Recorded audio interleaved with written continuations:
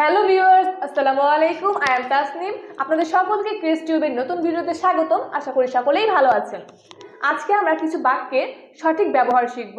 এই বাক্যগুলো কোথায়, কখন, কিভাবে প্রয়োগ করতে হয় এই বিষয়গুলোতে আমরা জানব। তাহলে চলুন এবার আমরা ভিডিওটি শুরু করি। আমাদের যখন বন্ধুদের সাথে দেখা হয় তখন আমরা তাদেরকে বলি কেমন আছিস বা হোয়াটসঅ্যাপ। এই হোয়াটসঅ্যাপটি হচ্ছে একটি ইনফর্মাল সেন্টেন্স, যেটি শুধুমাত্র বন্ধুদের ক্ষেত্রেই ব্যবহার করা যায়। কিন্তু আমাদের অন্য কোনো ব্যক্তির সাথে দেখা হলে, কোনো টিচার বা কোনো বয়োজ্যেষ্ঠ ব্যক্তির সাথে দেখা হলে আমরা বলতে পারি হাউ আর ইউ বা আপনি কেমন আছেন। আমাদের কাছে যখন কোনো ব্যাপার ঠিক মনে হয় না, আমরা যখন কোনো বিষয় নিয়ে কনফিউশনে থাকি, তখন সেক্ষেত্রে আমরা ব্যবহার করতে পারি আর ইউ শিওর বা আপনি কি নিশ্চিত। আপনারাও কোনো ব্যাপার নিয়ে অনিশ্চিত থাকলে ব্যবহার করতে পারেন আর ইউ শিওর বা আপনি কি নিশ্চিত। আমি এখন লাইব্রেরিতে যাব। আমি এখন চাচ্ছি আমার বন্ধুকেও আমার সাথে নিয়ে যেতে। এক্ষেত্রে আমি ব্যবহার করতে পারি are you coming with me, মানে তুমি কি আমার সাথে আসবে। আপনারাও কোথাও যাওয়ার ক্ষেত্রে বা আপনাদের বন্ধু বান্ধবদের সাথে এই বাক্যটি ব্যবহার করতে পারেন। আমরা কোনো কাজ অতি দ্রুত সম্ভব শেষ করতে হবে বোঝাতে কোন বাক্যটি ব্যবহার করতে পারি। এক্ষেত্রে আমরা অ্যাজ সুন অ্যাজ পসিবল ব্যবহার করতে পারি। আপনারাও যদি আপনাদের কোনো কাজ অতি দ্রুত সম্ভব শেষ করতে হয়, সেক্ষেত্রে অ্যাজ সুন অ্যাজ পসিবল ব্যবহার করতে পারেন। বিশ্বকাপে আপনি কোন দল সাপোর্ট করেন, আর্জেন্টিনা নাকি ব্রাজিল? আমি কিন্তু আর্জেন্টিনা। সেমিফাইনালে আর্জেন্টিনা ম্যাচটি জিতে গেছে। সেক্ষেত্রে আমার প্রিয় দলের জন্য রইল অভিনন্দন বা কংগ্রাচুলেশনস। আমরা যখন কারোর সাথে কথা বলবো, কথা বলার শেষে তাকে আমি জিজ্ঞাসা করব আপনি কি বুঝতে পেরেছেন বা ডু ইউ আন্ডারস্ট্যান্ড। আপনারাও কারোর সাথে কথা বলার শেষে এই বাক্যটি ব্যবহার করতে পারেন। বিশ্বকাপটি এবার আর্জেন্টিনাই জিতুক, ডু ইউ ওয়ান্ট ইট। আপনি কি এটা চান বা আপনি কি আমার সাথে একমত, এটি বোঝাতে আমরা ব্যবহার করতে পারি ডু ইউ ওয়ান্ট ইট।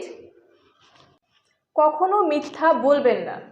যখন আমি কাউকে কিছু করতে বারণ করব তখন আমি ব্যবহার করব ডোন্ট ডু ইট। আপনারাও বাড়িতে এই বাক্যগুলো ব্যবহার করতে পারেন। কারোর সাথে কথা বলার শেষে আমরা তাকে বলতে পারি হ্যাভ এ নাইস ডে বা হ্যাভ এ গুড ডে, মানে আপনার দিনটি শুভ হোক।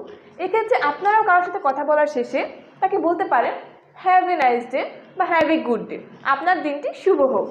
আমরা যখন দোকানে কিছু কিনতে যাই, সেক্ষেত্রে আমাদের দাম জিজ্ঞাসা করতে হয়। দাম জিজ্ঞাসার ক্ষেত্রে বলতে পারি হাউ মাচ ইজ ইট, এই জিনিসটার দাম কত। আপনারাও কিন্তু দোকানে কিছু কিনতে গেলে এই সেন্টেন্সটি সহজেই ব্যবহার করতে পারেন।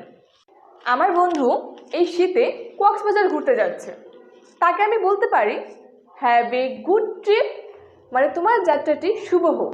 আপনারাও আপনাদের বন্ধুবান্ধবদের ক্ষেত্রে এই সেন্টেন্সগুলো ব্যবহার করতে পারেন। আমি এই কথাটি শুনতে চাচ্ছি না, এই শুনতে না চাওয়ার মধ্যে আমি অনীহা প্রকাশ করছি। এখানে সেক্ষেত্রে আমাকে যাতে এই কথাটা না বলা হয়, এই ক্ষেত্রে আমি বলতে পারি ডোন্ট টেল মি দ্যাট, আমাকে এটা বলবেন না। আপনারাও এরকম পরিস্থিতিতে বা সিচুয়েশনে এই বাক্যগুলো ব্যবহার করতে পারেন। পরিশ্রম ছাড়া কোনো কিছুতে সফল হওয়া যায়, এটা আমি বিশ্বাস করি না। বিশ্বাস না হওয়ার ক্ষেত্রে আমরা আই ক্যান্ট বিলিভ ইট, এটি ব্যবহার করতে পারি। যখন আপনাদেরও কোনো কিছু অবিশ্বাস মনে হবে, তখন আপনারা আই ক্যান্ট বিলিভ ইট এটি ব্যবহার করতে পারেন। আপনার যখন কোনো কাজ করতে ইচ্ছা হচ্ছে না বা আপনি কাজটি করতে চাচ্ছেন না, সেক্ষেত্রে আপনি এটি ইংলিশে কীভাবে বোঝাবেন? এক্ষেত্রে আপনি বলতে পারেন আই ক্যান্ট ডু ইট বা আমি এটা করব না। আমার বন্ধুরা এখন ঘুরতে যাচ্ছে, তারা আমাকেও বলেছিল তাদের সঙ্গে যেতে, কিন্তু আমার এখন একদমই সময় হবে না, আমাকে বাড়ি যেতে হবে।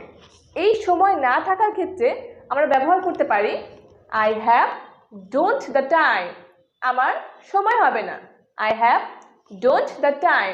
আপনারাও এটি ব্যবহার করতে পারেন যখন আপনাদের হাতে পর্যাপ্ত পরিমাণ সময় থাকবে না। Believe me I M a good girl, এখানে আমি আপনাকে বিশ্বাস করাতে যাচ্ছি যে আমি ভালো মেয়ে। আমরা বিশ্বাস করানোর ক্ষেত্রে বলতে পারি বিলিভ মি। আপনারাও কাউকে বিশ্বাস করানোর ক্ষেত্রে বলতে পারেন বিলিভ মি। আপনার কাছে কেউ কিছু চাচ্ছে কিন্তু সেটা প্রকাশ করতে পারছে না, যেটা আপনি বুঝতে পেরেছেন। এক্ষেত্রে আপনি বলতে পারেন ডু ইউ ওয়ান্ট সামথিং বা আপনি কিছু চাচ্ছেন। আপনারাও এরকম অবস্থায়, এরকম সিচুয়েশনে এই বাক্যগুলো ব্যবহার করতে পারেন। আমি আমার কাজটি শেষ করে ফেলেছি, এখন আরেকজনের পালা। তো সেক্ষেত্রে আমি তাকে বলতে পারি ইটস ইয়োর টার্ন, এখন তোমার পালা। ভিডিওটি শেষ পর্যন্ত দেখার জন্য আপনাদেরকে অনেক অনেক ধন্যবাদ। ভিডিও সম্পর্কিত কোনো তথ্য, মতামত বা পরামর্শ থাকলে সেটি আপনারা কমেন্ট বক্সে জানাতে পারেন। আবার দেখা হবে নতুন কোনো ভিডিও নিয়ে। সে পর্যন্ত সকলে ভালো থাকবেন। আসসালামু আলাইকুম।